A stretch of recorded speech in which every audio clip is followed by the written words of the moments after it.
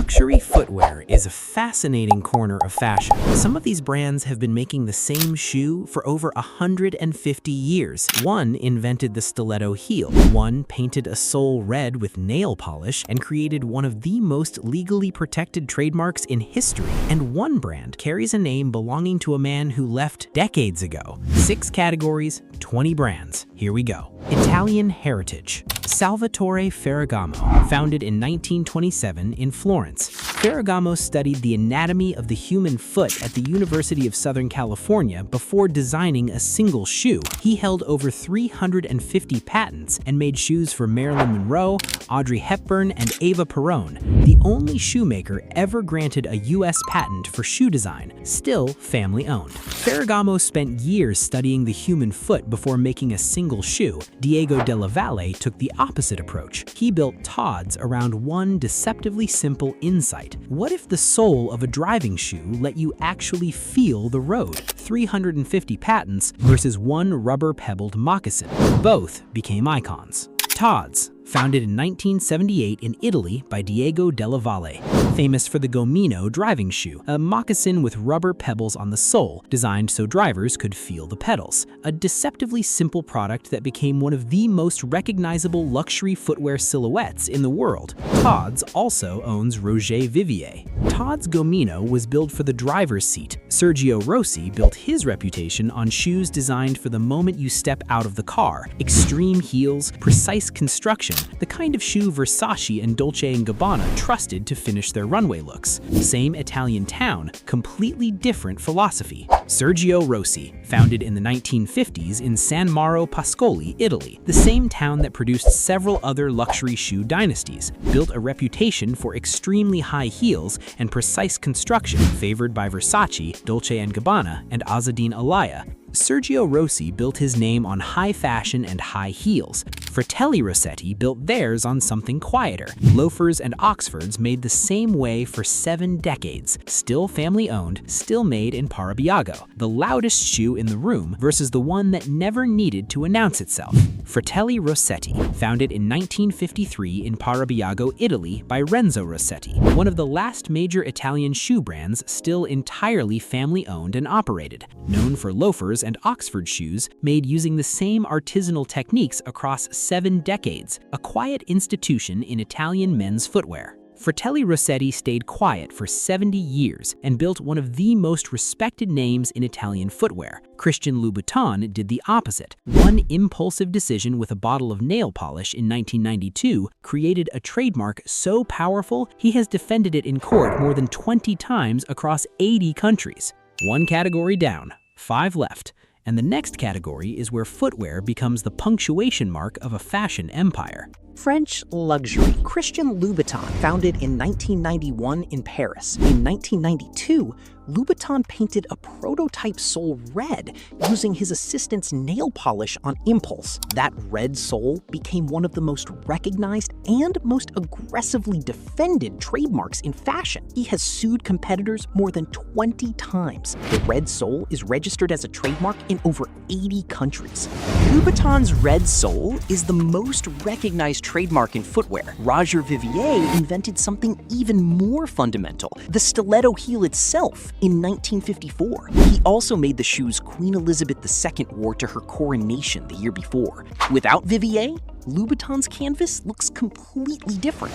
Roger Vivier, roots going back to 1937 in Paris. Vivier invented the stiletto heel in 1954. He also designed the shoes Queen Elizabeth II wore to her coronation in 1953. Without Roger Vivier, the entire landscape of women's luxury footwear looks fundamentally different. Now owned by Tod's Group. Roger Vivier invented the heel that defined luxury footwear for 70 years. Rose Repetto went the opposite direction entirely. A ballet flat so pure, it started as a request from her son, became a street shoe because Brigitte Bardot asked, and has barely changed since. The highest heel in fashion history and the flattest shoe in this video were both born in Paris, within a decade of each other. Repetto, founded in 1947 in Paris by Rose Repetto. whose son, a celebrated ballet choreographer, asked her to make him a more comfortable ballet shoe. She invented a new stitching technique. Brigitte Bardot later asked for a street version. That request became the Cendrillon ballet flat, still the brand's bestseller today. Repetto built a flat so elegant it needed nothing else. Coco Chanel arrived at the same conclusion from a different direction. Her two-tone shoe of 1957 was designed specifically to make the leg look longer without adding height. Two Paris brands, two flats, two completely different theories about what a shoe is for. Are you enjoying and finding value in this video? If so, please subscribe and smash the like button. Fashion house shoes.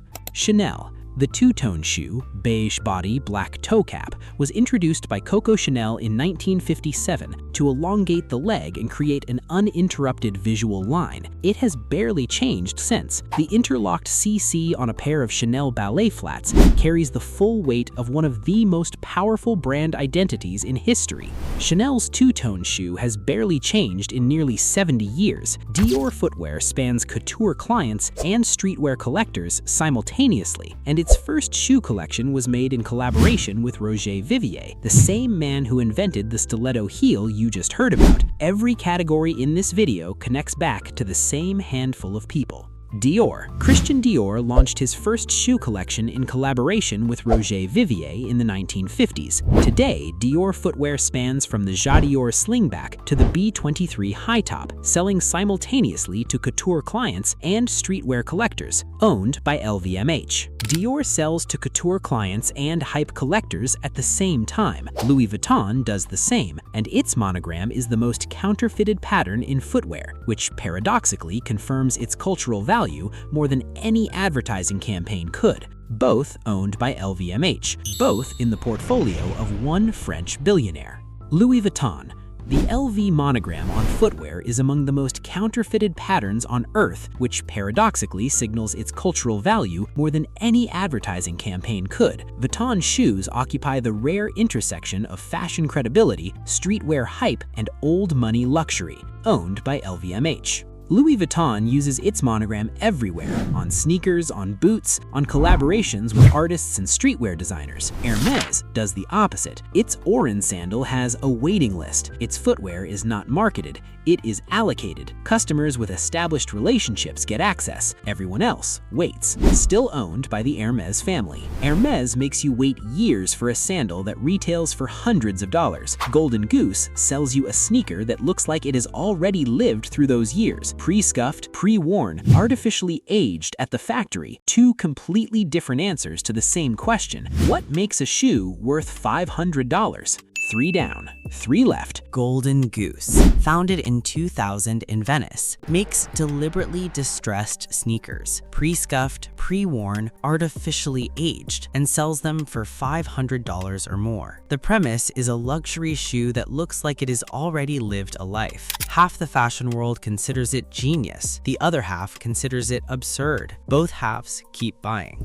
Golden Goose built its identity on looking worn before you wear it. Aquazzura built its on looking like a celebration. The Wild Thing sandal covered in fringe became a global phenomenon in 2015 when every major celebrity seemed to wear it simultaneously, with no coordinated campaign behind it. Pure product virality before that phrase existed. Aquazzura, founded in 2011 in Florence by Colombian designer Edgardo Osorio. Best known for the Wild Thing sandal, a fringe-covered flat that became a global phenomenon after being worn by virtually every major celebrity simultaneously in 2015. Now one of the fastest-growing luxury footwear brands in the world. Aquazzura became famous through celebrity visibility and red carpet moments. Gianvito Rossi became prestigious by refusing that entirely. Almost no advertising, no celebrity placement strategy, purely product-led. He also left his father's brand, Sergio Rossi, to build it.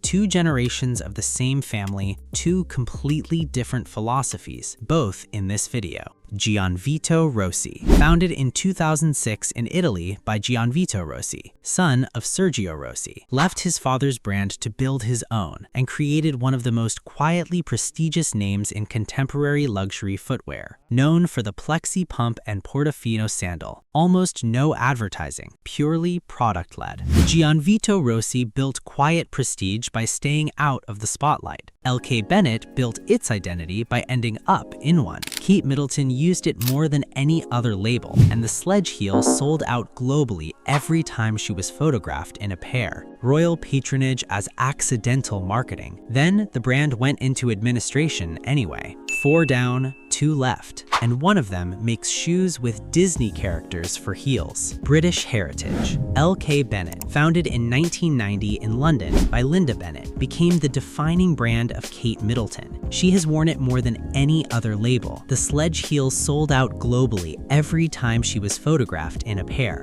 The brand went into administration in 2019 despite its royal patronage, was rescued and rebuilt. LK Bennett found its identity through one very famous customer. Sophia Webster built hers without needing one. Butterfly wings on heels, candy colors, maximalist joy. A Royal College of Art graduate who became a social media phenomenon before brands knew how to engineer that. On red carpets globally within 3 years of launch. Sophia Webster, founded in 2012 in London by a Royal College of Art graduate, known for butterfly wings on heels and candy-colored maximalist designs. A brand built entirely around joy, became a social media phenomenon before social media strategies were standard, worn on red carpets globally within 3 years of launch. Sophia Webster makes shoes that celebrate. Irregular Choice makes shoes that refuse to take anything seriously at all. Heels shaped like Disney characters,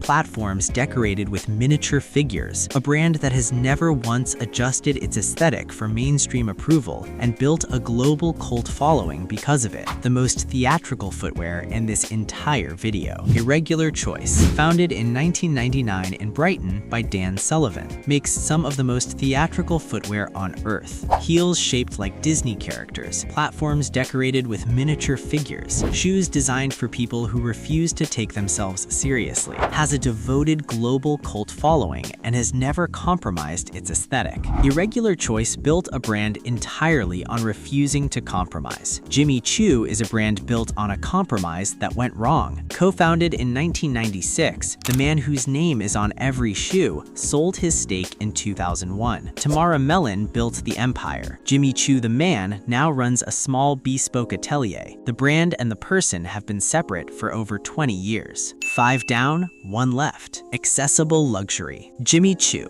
co-founded in 1996 by Jimmy Choo and Tamara Mellon. Jimmy Choo sold his stake in 2001. The brand was built almost entirely by Mellon, who later wrote a book describing it as a battle for control she ultimately lost. Jimmy Choo the brand is owned by Capri Holdings. Jimmy Choo the man runs his own bespoke atelier. Jimmy Choo became famous partly because of a television show. Sex and the City mentioned it constantly. Manolo Blahnik became a phenomenon because of the same show. A fictional character named Carrie Bradshaw wore Manolos in almost every episode. Sales tripled, and a brand that had spent decades as a quiet insider secret became one of the most recognized names in footwear. 1 TV show, 2 brands, 1 cultural moment. Manolo Blahnik, founded in 1970 in London by a man who learned shoemaking by reading books and teaching himself. A cultish insider brand for decades until Sex and the City. A fictional character named Carrie Bradshaw wore them in almost every episode. After the show aired, sales tripled. A fictional character gave a real brand its defining cultural moment. Manolo Blahnik became famous through fiction. Stuart Weitzman built his name through something more deliberate, discovering that Spanish factories could produce American quality shoes at lower cost, then letting the product land on red carpets organically without paid placement, until the 50-50 boot and the nudist sandal became industry staples. Accessible luxury earned the hard way. Stuart Weitzman, founded in 1986 in Spain by Stuart Weitzman, an American who discovered that Spanish factories could produce American quality shoes at lower cost. Known for the 50-50 over-the-knee boot and the nudist sandal, both red carpet staples through organic celebrity adoption rather than paid placement, now owned by Tapestry. 6 categories, 20 brands. A red sole painted with nail polish. A stiletto invented in 1954. 250 steps to make one pair. A man whose name is on a brand he left decades ago. Luxury footwear is not just about the shoe. It is about the story attached to it. Now you know all of them. Subscribe to BranDiscover. We cover every industry.